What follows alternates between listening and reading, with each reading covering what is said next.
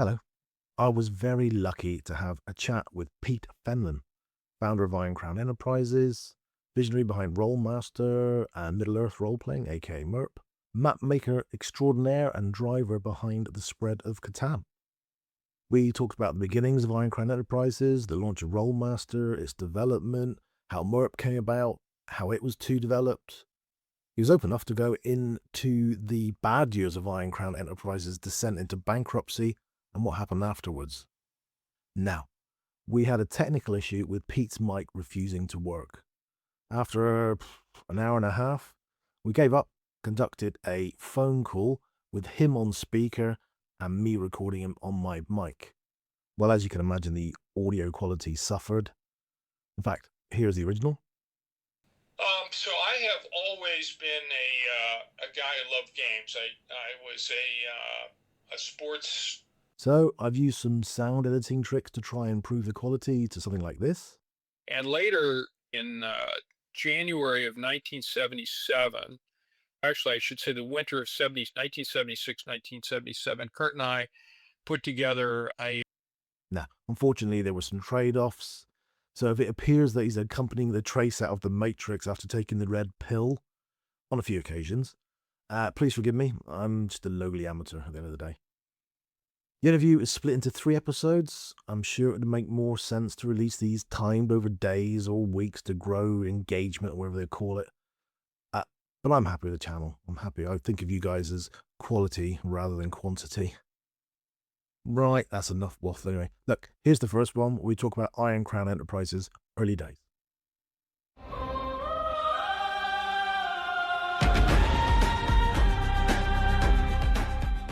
So, nice, simple question is, I can tell you how I got into the hobby. Your books got me into the hobby, but how did you get into the hobby? So I have always been a guy who loved games. I was a sports fanatic as a kid. I still am. I love sports, so I love to play outside and play games and make up games of any kind, physical games. And over time, of course, you get bad weather and you're shut in from time to time, and you want to play games inside. I like to play indoor games as well, and I grew up with a dad who happened to like games as well, everything from caroms and pool and tabletop games of that sort to board games. And I was a military brat. I moved every 3 years of my life, started life in Japan, and we would occasionally be in places with very bad weather. And my dad, taught me a lot of real interesting board games, not just chess and checkers, but some other board games that he had picked up over the years. And he was enough of a game fan to have bought a group of games called the 3M games, which were like stocks and bonds and acquire and a variety of really interesting abstract games. So, anyways, that I just was into games, be it outside or in, and making up a lot of variant rules. I also was into fantasy generally because I love movies and literature and exploring. And when we moved to Germany in the 60s, late 60s, I was living in Wiesbaden, and as a kid was going to castles every weekend during in the summer Yeah. at different castles and the like. And I picked up a lot of history, which I loved, and a lot of fantastic fairy tales and the like. So, anyway, in my sophomore year of high school in the Washington, D.C. area, where we've landed after a stay in Oklahoma, and I ended up in an amazing high school, actually one of the best in the United States to this day. And I joined the game club and found a lot of kindred souls and was playing a lot of war games and sort of simulation games at the time and making up some variant scenarios and rules for those. And during class, the second half of my day was spent in a 3-year program where we would study humanity from the beginning of civilization and Mesopotamia and Egypt to a mock election of an American presidential election at the end of their third year of this program. And we studied in modules of history. So we had Mesopotamia, Egypt, Greece, Rome, and so on. And at the end of each module, there would be a role playing game experience. And this was in the early 70s. This is like 1971 3. And this is a test program in schools that was very rare. And it taught me a lot about role playing. This is before there was a D&D. And I had role played all of these different historical settings, the French Revolution, American Revolution, all that stuff, World War One, World War Two, all kinds of things, and gotten to university with this background. So I came to the University of Virginia, which is where actually in the town I live in now, Charlottesville. And after a year of kind of adjusting and partying way too hard, I joined the game club here. And we had an amazing game club, a game club that would later spawn a half dozen game companies, including a few that I would start. And I walked to this game club expecting to play board games, especially war game type games. This would be 1974. Instead, I ran into a role playing game. It was a D&D game, and then it was run by a game master who was professor at the university, and it was set in Middle Earth. And he didn't know anything about Middle Earth, but it would seem like great fun. I joined that group, and I started as a player. And I thought the game was a really cool idea, but it was very broken. It wasn't a very good game mechanically. Right. And the realities of the game didn't make any sense because I was a backpacker.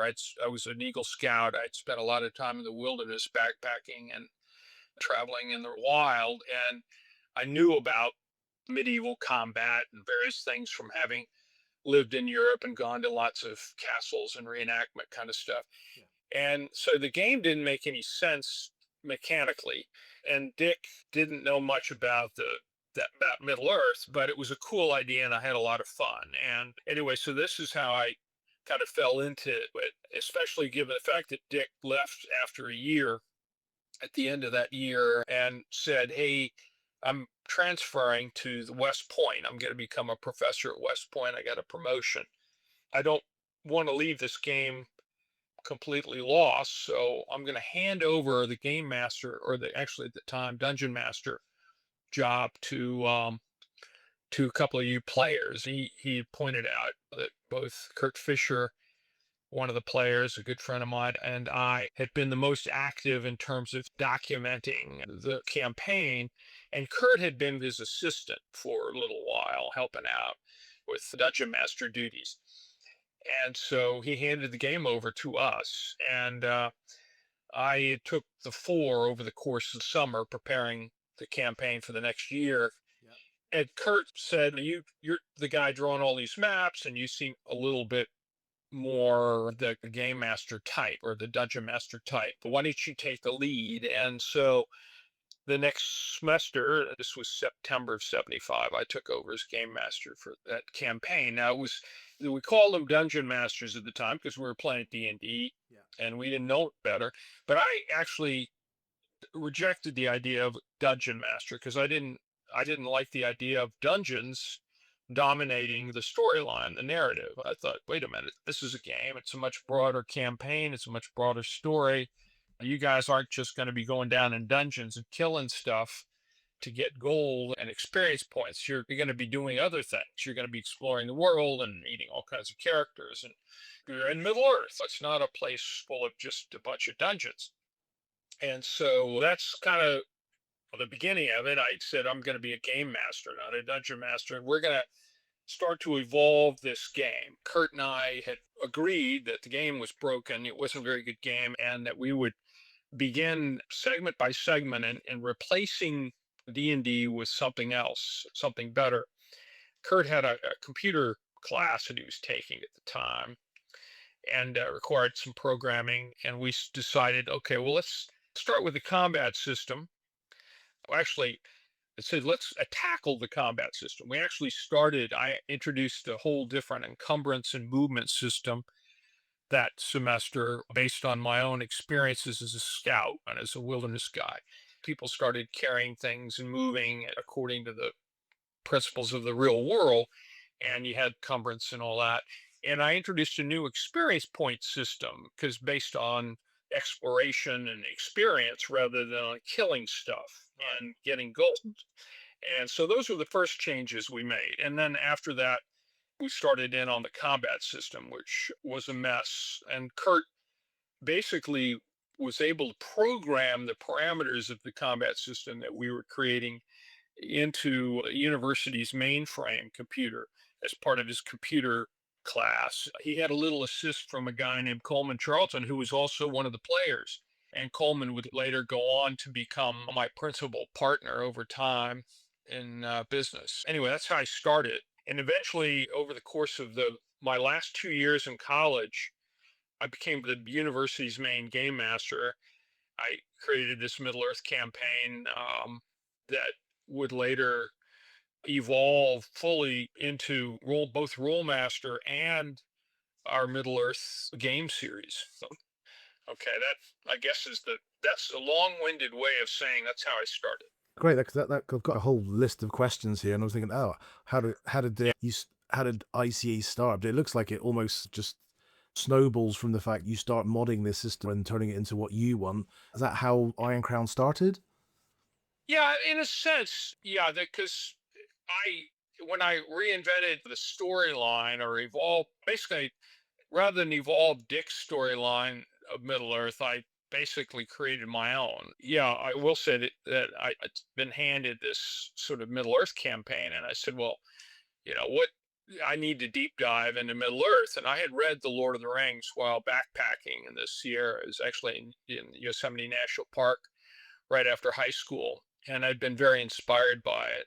Was really interested in it, and I was really interested in the appendices, all of the backstory stuff.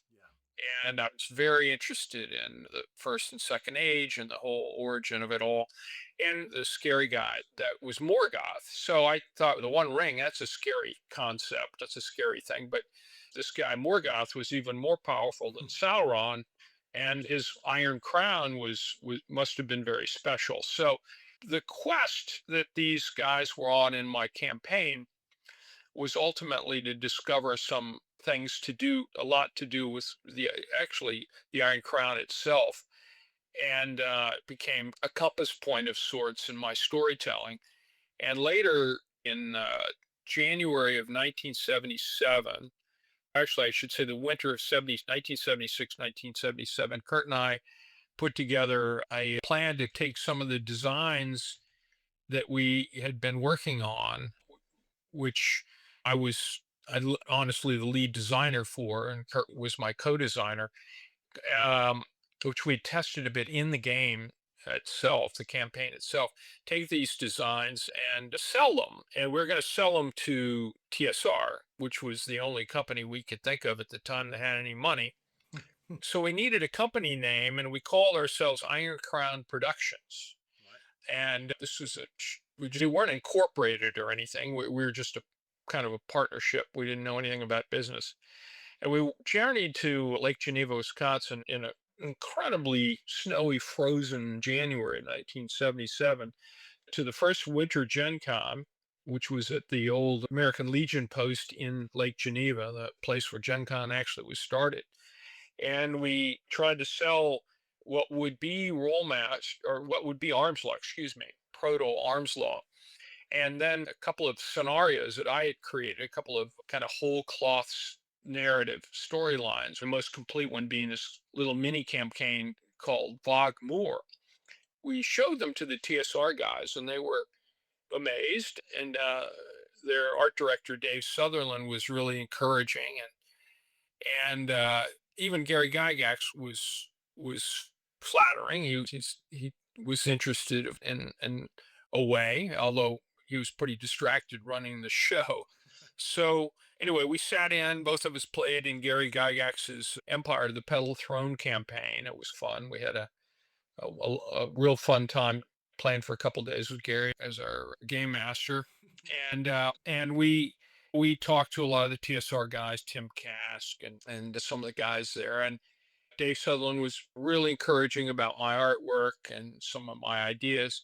Uh, at the end of the weekend, it became apparent that they liked the stuff, but they couldn't afford it. They didn't. They were gonna. They offered us some money, but it was an insult in terms of the amount of time we put in, and there was no way we are going to build a business around it. Right. So we said thanks a lot. We appreciate it. And we came home. The rest of the semester played out. I graduated at the end of that semester in May of 1977. Kurt was a year behind me, but I decided I was going to continue to run my game even after university, and I was going to continue to work on this game system that that would later fully blow up as Rolemaster. Right. And I was going to do it regardless of the money. I set aside the business side of it altogether. I just was enjoying the creative side of it. I continued to run this Middle Earth campaign for the next few years, even though I'd moved to the Washington, D.C. area, about 2 hours away from Charlottesville, every other week. And in the course of running through those next 2 years, basically we built Rolemaster. I would come to each game session with a new set of charts, a new area of design, be it magic or be it this or that. Basically, I resolved that we would step back and create whole new sources of spells. I created the essence and then channeling and then this sort of new game system based on that. And then I would bring these things to the team and say, okay, here we are. We're going to have a whole different system from here on forward. Let's play test this. And then the gang would play with these new designs. And in a lot of cases, we would break them or find that they needed radical change. Coleman was really good at that. Coleman was particularly adept at taking any new game system and abusing the crap out of it and testing it very hard. So he became the principal guy that developed So who these were the developments. founders at this point, Pete? So it was you. So who was the founders at this point? Because it was you, and who else was there? Was Bruce still there at this point? The main team that I had at that period, and my main players, because this basically was me and my players, and so the principal players were in the beginning it was me, and then Kurt, and then Coleman Charlton, and then we added and Bruce Shelley. Bruce Shelley, Big Bruce, who later went on to some fame at Avalon Hill, then Microprose, and best known for co-designing Age of Empires later, and which was a massive brand, if you recall. And so I had in my game these guys, and then I there were some guys that joined a little later. They were younger. Bruce Neidlinger.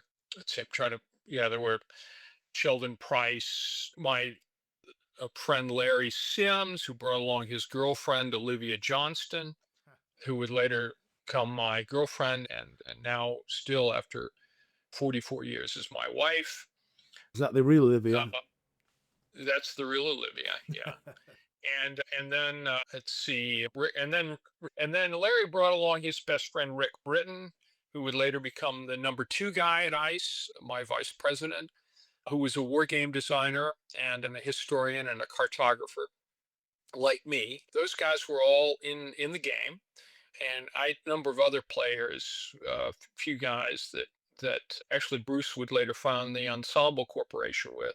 Tony and Rick Goodman were dwarves, and anyway, so there's a big, massive group of characters that were playing in this game, and I had a couple of campaigns, one in Eastern and one in Western Middle Earth, and a couple of guys actually ended up experiencing both Eastern and Western Middle Earth over the course of those next couple of years. So anyway, that's how the game was evolving, and this was between June of 1977 and early 1980. By 1978, Larry and Olivia had broken up. Olivia had asked me out for a couple of dates, and then I asked her out, and we ended up falling in love. And so she became the main impetus for me coming back to Charlottesville every 2 weeks and running the game. It was even more important that I see her. That love actually was what kept things going even more than the game. And then yeah, I went to law school in after a couple of years after college gotten bored and restless with my job aspirations. So I went to law school at William and Mary in 1979 and moved to Williamsburg, Virginia, which was again 2 hours away from Charlottesville, but this time east as opposed to north. Still commuting, still running the game every couple of weeks. Olivia was visiting me and every other weekend coming to Williamsburg, and that kept things going. Olivia was working still and going to school here in Charlottesville. My first year of law school, Olivia's sister, older sister, Melissa, and I had met and we talked. And actually talked over that Christmas. She had graduated from college and had a marketing degree. And she was wondering if I might start a mail order company because she'd work for me and give me her expertise as a marketing person. And I kind of spawned that kind of, I guess you might say, that entrepreneurial, or respawn, I should say, that entrepreneurial thread in me. And and I said, I guess so, why not? I should start a company. And now that I have this game that fairly progressed, now that it's almost a complete game, now that it's really working and firing on all cylinders, and I think it's better than anything out there. Yeah, let's start a company. I told Olivia that I was going to go to the next game session and ask who wanted to join me in starting a new company. And that's what I did. She was encouraging, even though it was insane to do that as a first year law student. Yeah, so I basically walked in the next game session, which would have been again, early, this would have been probably March of 1980, and said, okay, which one of you guys wants to join a new company that I'm about to found? And I had 19 players at the time in that game group, and 10 of them said yes. 10 of them raised their hands and said, yeah, we'd Wow. love to join that company. And that was pretty remarkable. Yeah, yeah. Because you mentioned all these players' names, and I'm thinking, yeah, I recognize them from the credits in those books, the credit covers. So wow, it's quite a Yeah. buy-in. Yes. There were some surprises there. Coleman was working on his PhD, finishing his PhD in computer science. But so I was a little bit surprised, but that he would join. But he was very into the game. He had worked really hard, was the principal developer. And then Kurt was a natural partner. He had been my partner. Olivia, of course, we were in love. I wasn't going to do anything without her by my side. Larry said yes, and Rick had always wanted to find a home for his Manassas game. And he said, well, I'll join. I even have some money and I'd invest if you guys were up to publishing Manassas and letting me continue to design war games. And we, of course, loved war games. So we thought, well, why not? Yep. Then a number of the other players were Shelley at the time was in grad school. And we knew that Bruce would be a fantastic partner. He's a great game player. He'd be a great game developer. Bruce Neidlinger, who was younger, who was in the commerce school, and he seemed to have some interest in accounting and all that stuff. So we thought, well, maybe, he could be helpful as a business guy on the business side. His girlfriend, Heike Kubosh, now later his wife, she had a little bit of money and she said, she really was into the game. She thought she could join and maybe invest a little bit. Mhm. And so this was how we got the nucleus of the team together. And although not all those folks would stay with the company, in fact, many would disappear, some of them did stay with the company and became the nucleus. Okay, so you've managed at this point to get your system that you've been developing over a number of years together, and you've got the funding, you've got the people who are helping you. Yep. What's the next step then, Pete? We wanted to do a couple of things. First of all, I was in law school, so by this time I had learned a little bit about incorporating a company and the need to do that. So I said, we're going to incorporate a company, and we need a name for the company. And it was funny, we went through all kinds of permutations, a lot of suggestions. I asked everybody to submit suggestions and this and that. And it went for about a 2-week period, I guess. We were really pounding all kinds of different name alternatives. But ultimately, while we were at our kind of company pub, our favorite pub, Random Row, which was a pub not too far from where we'd ultimately found our first offices, we were drinking beers and we finally settled on Iron Crown. And I liked the idea of ICE as a fun. I was looking for a fun set of initials, something that had a secondary meaning or secondary sound or whatever. And so ice sounded really cool. Ice is nice. Ice, all that kind of ice is cool, all that thing. And so it became Iron Crown Enterprises. And us, we ended up with the name that we kind of started with, but just a variation on it. And so we had come kind of full circle. So anyway, we officially got cooking in April of 1980. We set about trying to find offices, and we found a really cool location near the bus station downtown Charlottesville on the third floor of a very old building. And we didn't think at all about the fact that it would be a terrible place to warehouse, but it was a really fun office. And we got a good deal on it. And so we started the company, and that was great. There were only a couple of complications. One, I was still in law school, and I wanted to finish my law school career and ideally pass the bar. And that meant that I couldn't be in Charlottesville except during the summers for the next 2 years because law school in the United States is 3 year program.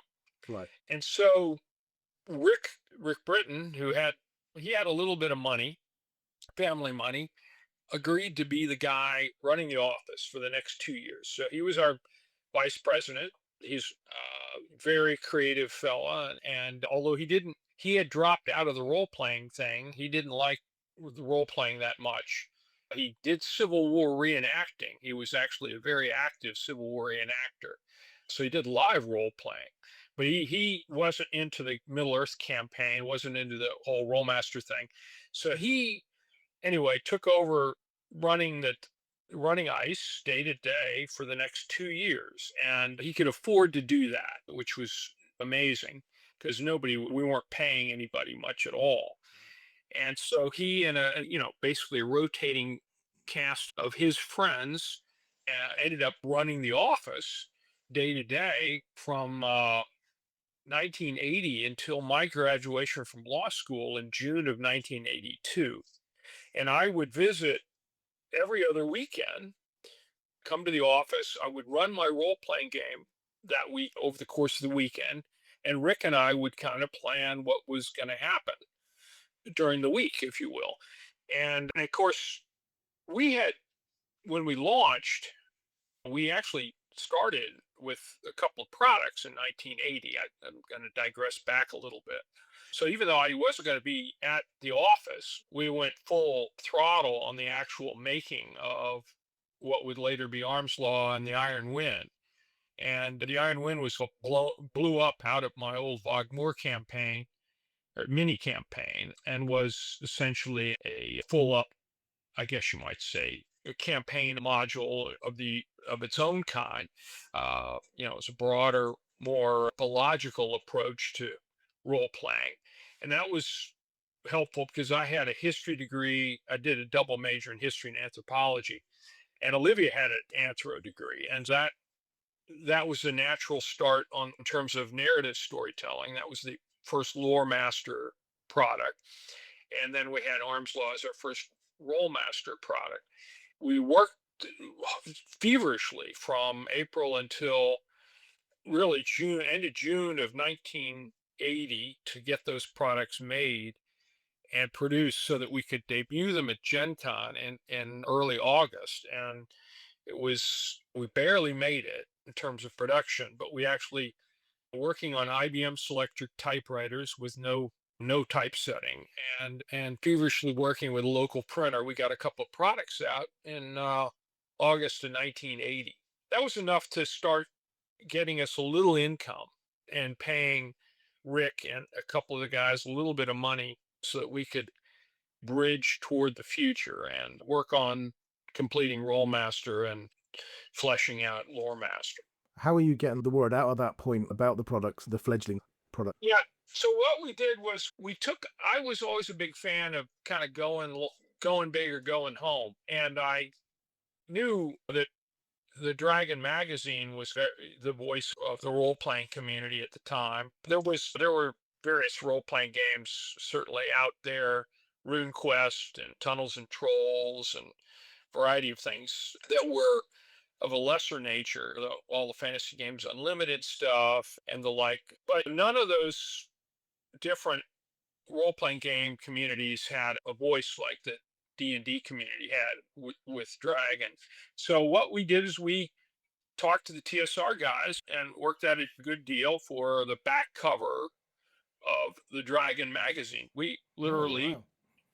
bought the back cover, and that was our all-in investment on marketing, and that turned out to be enough to generate interest in our game. And then the other thing we did was we went to Gen Con in August of 80 and with an amazing set of t-shirts that have been drawn by Rick, Circa Cart t-shirts, and two very beautiful girls, my fiance Olivia and Rick's fiance or girlfriend, I guess at the time, Emily. These girls were a super hit behind the booth selling t-shirts, and we attracted all kinds of attention at the ice booth, and we had a really cool booth with neat draperies made by my mother and sewn by my mom, and a really cool sign again sewn by my mom.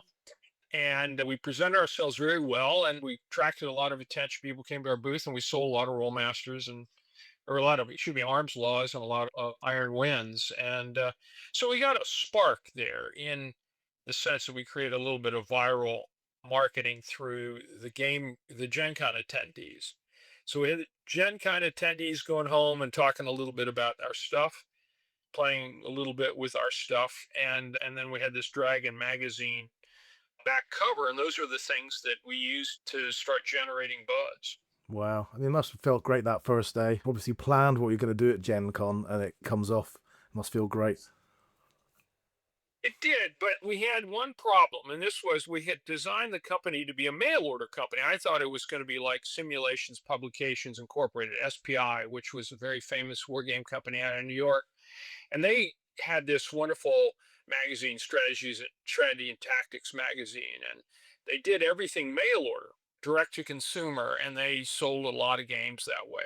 Mhm. And we thought that's how we were going to sell our games. So we priced both Arms Law and Iron Wind at $7.50 retail, thinking we were gonna sell directly to consumers by mail.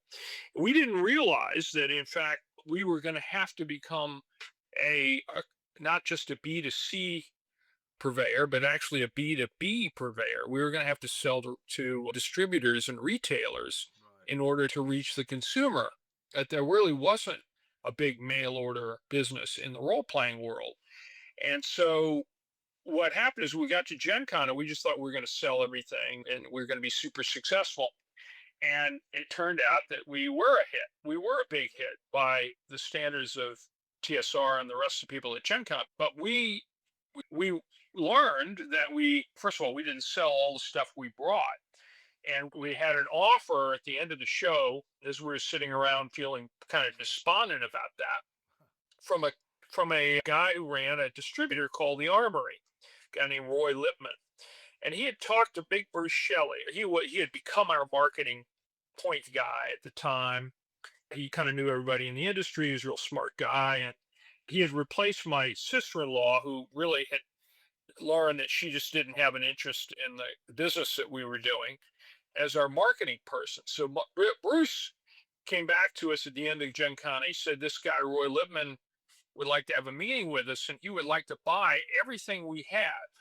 Everything is left over from the show, and but he wants a discount of 55%." And we were totally blown away by this idea that we'd have to sell all our products at 55% off.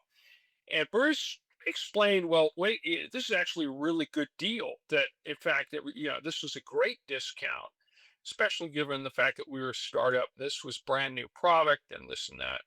And that actually the offer was not a lowball offer at all. It was a really respectful offer. Anyway, we had the meeting with Roy. We got an education about the distribution side of the business and the retail side of the business. And we realized we were working with the wrong business model. That we weren't going to be, we could sell a mail order, but we were really going to be selling primarily through shops.